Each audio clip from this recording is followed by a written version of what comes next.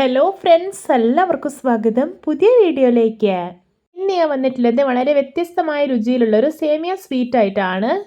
Video കണ്ടിട്ട് ഇഷ്ടപ്പെടുവാണെങ്കിൽ like ചെയ്യുക, ഷെയർ ചെയ്യുക, കമൻറ്റ് ചെയ്യുക, ചാനൽ സബ്സ്ക്രൈബ് ചെയ്യാനും മറക്കരുത്. പിന്നെ ഫേസ്ബുക്കിലൂടെയാണ് വീഡിയോ കാണുന്നതെങ്കിൽ പേജ് ഫോളോ കൂടി ചെയ്യണേ. ഒപ്പം നമുക്ക് നേരെ വീഡിയോയിലോട്ട് പോവാം. ഞാനിവിടെ ഒരു കടായി അടുപ്പത്ത് വെച്ചിട്ടുണ്ട്. ഇതിലോട്ട് 1 ടേബിൾ സ്പൂൺ നെയ്യ് ഒഴിച്ചു കൊടുക്കാം. നെയ്യ് മെൽറ്റായി വന്നിട്ടുണ്ട്. ഇനി ഇതിലോട്ട് കുറച്ച് കിസ്മിസും അണ്ടിപ്പരിപ്പും ഇട്ട് കൊടുക്കാം. എന്നിട്ടൊന്ന് റോസ്റ്റ് ചെയ്തെടുക്കാം. ഇപ്പോൾ ഇത് പാകമായിട്ടുണ്ട്. ഇനി ഇതൊരു ബൗളിലേക്ക് കോരി മാറ്റി വയ്ക്കാം.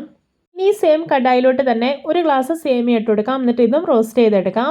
ഇപ്പോൾ ഇത് സേമിയ നല്ല പാകത്തിന് തന്നെ മുരിഞ്ഞ് കിട്ടിയിട്ടുണ്ട്. ഇനി ഇതും ഒരു പ്ലേറ്റിലോട്ട് കോരി മാറ്റി വയ്ക്കാം. പഞ്ചസാര ഒന്ന് കാരമലൈസ് ചെയ്തെടുക്കണം. അതിനും ഞാൻ ഈ ഒരു സെയിം കടായി തന്നെയാണ് കേട്ടോ യൂസ് ചെയ്യുന്നത്. ഞാനിവിടെ ഇതാ കടായി നന്നായിട്ടൊന്ന് ചൂടാക്കി എടുത്തിട്ടുണ്ട്. ഇനി ഇതിലോട്ടൊരു 1/4 ഗ്ലാസ് പഞ്ചസാര ഇട്ട് കൊടുക്കാം.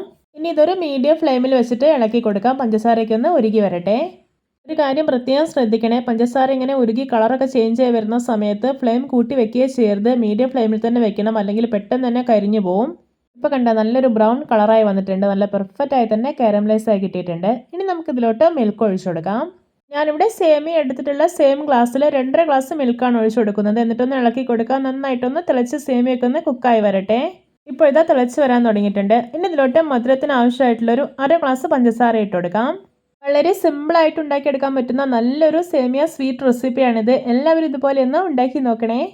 ഇപ്പോൾ ഇതാ പായസം കണ്ടോ, നല്ല പോലെ വെട്ടി തിളച്ച് കുറുകി വരാൻ തുടങ്ങിയിട്ടുണ്ട്. ഇനി ഇതിലോട്ടൊരു 6 ഏലയ്ക്ക തൊലി കളഞ്ഞ് പൊടിച്ചെടുത്തിട്ടുള്ളതാണ്, അത് ചേർത്ത് കൊടുക്കാം.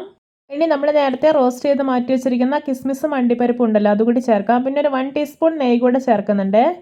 ഇനി ഇതൊന്ന് ഇളക്കി യോജിപ്പിച്ചെടുക്കാം. ഇത് നന്നായിട്ട് കുറുക്കി കഴിക്കണം കേട്ടോ, അപ്പോഴാണ് റിയൽ ടേസ്റ്റ് ഉണ്ടാവുന്നത്. ഇപ്പോഴത്തെ നമ്മുടെ സേമിയ സ്വീറ്റ് കണ്ടോ, നല്ല പാകത്തിന് തന്നെ കുറുക്കി റെഡി ആയിട്ടുണ്ട്. ഇനി ഇതിലോട്ടൊരു 1 ടേബിൾ സ്പൂൺ മിൽക്ക് മെയ്ഡ് കൂടെ ചേർത്ത് കൊടുക്കാം. എന്നിട്ടൊന്ന് ഇളക്കിയെടുത്തതിന് ശേഷം ഇത് വാങ്ങി വെക്കാവുന്നതാണ്. ഇപ്പോഴത്തെ രുചികരവും വെറൈറ്റിയും ആയിട്ടുള്ള സേമിയ പായസം റെഡി. നോക്കി കാണുമ്പോൾ തന്നെ കൊതി വരുന്നില്ലേ. ഇതിന് കടായിൽ ഇരിക്കുന്നവർ ഒന്നുകൂടി അങ്ങ് തിക്കായിട്ട് വരും. അപ്പോൾ കഴിക്കുമ്പോഴാണ് കേട്ടോ നല്ല രുചിയുള്ളത്. പിന്നെ ഒരു കാര്യം, ഇതിൽ സേമിയ ഒന്ന് നന്നായിട്ട് അങ്ങ് വെന്തുടഞ്ഞു പോകാൻ പാടില്ല. നമ്മൾ കഴിക്കുന്ന സമയത്ത് ചെറുതായി ഒന്ന് കടിക്കാൻ പറ്റുന്ന പാകത്തിലായിരിക്കണം. പിന്നെ നിങ്ങൾക്കിത് വേണമെങ്കിൽ തണുപ്പിച്ചും കഴിക്കാവുന്നതാണ്. അങ്ങനെ കഴിക്കാനും അടിപൊളി ടേസ്റ്റിയാണ്.